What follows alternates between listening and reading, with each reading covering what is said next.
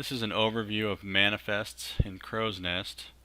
We have the Crow's Nest app open here. We're going to open up manifests. On the left hand side of the manifest form you have a list of existing manifests. There's a filter whether or not you want to show hide or show closed manifests. On an existing manifest right here is the closed checkbox if you want to close it. We're going to add a new manifest. You have 5 options for adding a manifest. You can add a blank one. You have 2 options for adding one and automatically linking it to a project or release. You can also add from templates, or you can copy the selected manifest. We're going to add for release, which is or phase or work order, whatever you have yours named to in your database. I'm going to pick an existing release in this database. It gives us a title to edit. Now we have this manifest created and selected on the left hand side. On the right hand side, this is all the information for the selected manifest. Here is the title that was entered when we created it. This is where we could modify this.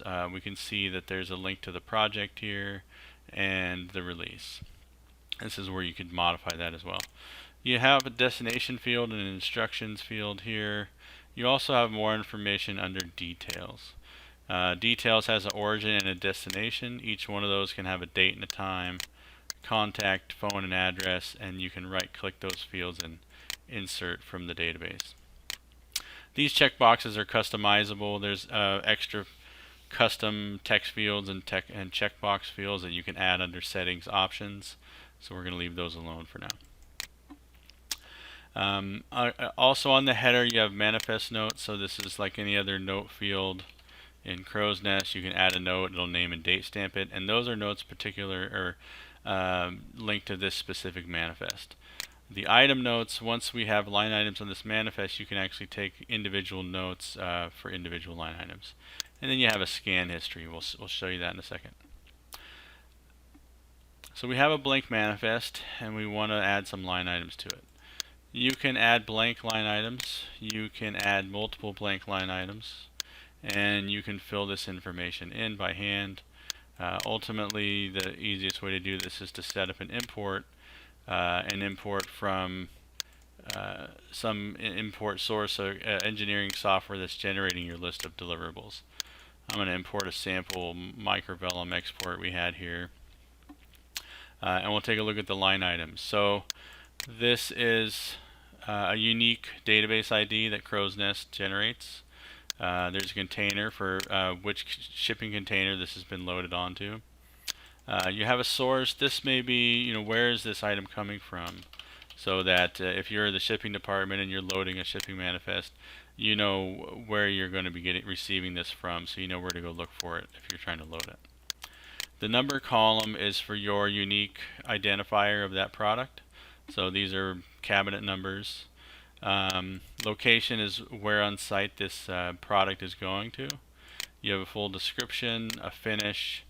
You have 5 dimensions. You can put in a height, width, and depth. You also have a length for doing running trim. And then you can also put in a weight.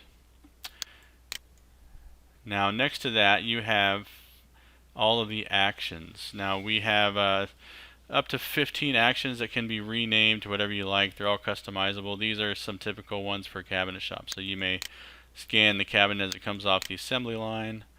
You can configure those so that they print a label. So if you were checking these off on the assembly line, print the label, then the label could be scanned for all the subsequent scans.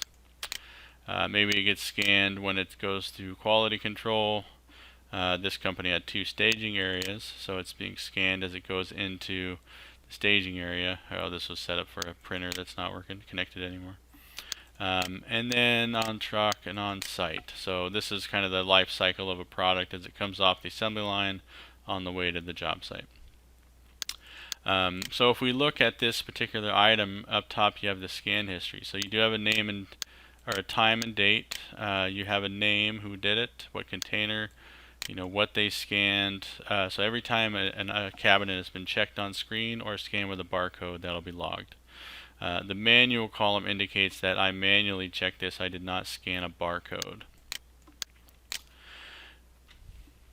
Once we have this list populated, you can print shipping labels and a manifest from here. We have some samples available. We'll start with our default shipping label.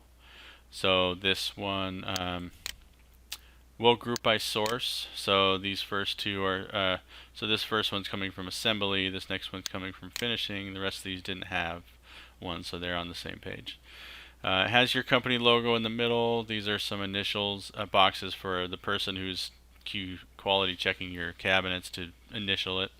And then some of the information, height, width, depth, the location, and the cabinet number, along with a barcode that can be scanned by the mobile app. And then this barcode actually contains the ID number of that line item, which is also listed next to it. If we look at the sample manifest, this one, let's see, so it's grouped by location. So at this location, these are all the cabinets going to that location. Below that are all the containers going to another location. This is a report that was customized for a specific employee, but you may be seeing a different sample one. But generally, it's going to be similar information. It's going to be grouped by location, and it's going to have a list of all the items included.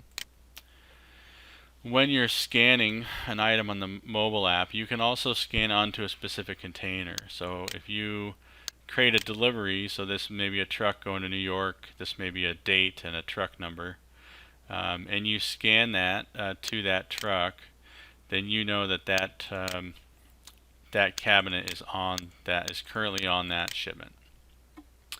You wouldn't do this manually. You would do this scanning the label as you loaded the cabinet on the truck. Once you've loaded a manifest, you can also, or loaded a delivery, you can run another manifest that just shows you like a delivery ticket for everything on there. So you may have multiple manifests, maybe a few different jobs or maybe a few different work orders for the same job, but they all got loaded onto one truck. This is an example of a report just showing you all the items that actually got loaded on that truck. It's actually showing us the scans as well of who scanned it. Some of these were actually already checked off on site as well, so this could be printed after the fact to verify what made it to site. You also have a couple options here for filtering. So let's say that you are loading this manifest. You could say show me only items not scanned on the truck, and what that would do is let you see only items that have not made it on the truck. So as items get put on the truck, you can see that this list is getting shorter and shorter, and these could be scanned by a barcode, but then you'll see your list get smaller and smaller. So that's how you can filter an individual manifest. Now what you can also do is use the summary tab. What this does is this shows you items across all manifests, and you can filter that by, let's say, the ship date of your release. So if we pick today's ship date, these are line items from all manifests linked to releases that are shipping today. Then you could use that in combination with the items not scanned on truck. So essentially with this combination, we're saying show me all items I need to load on the truck that are being shipped today. And as I'm loading them on the truck and they are getting scanned, this list is getting smaller and smaller. Now in the summary you can't check these manually, but as you scan these with a barcode, you would just see this list shrink and shrink until you've loaded all your trucks and the delivery is ready to go.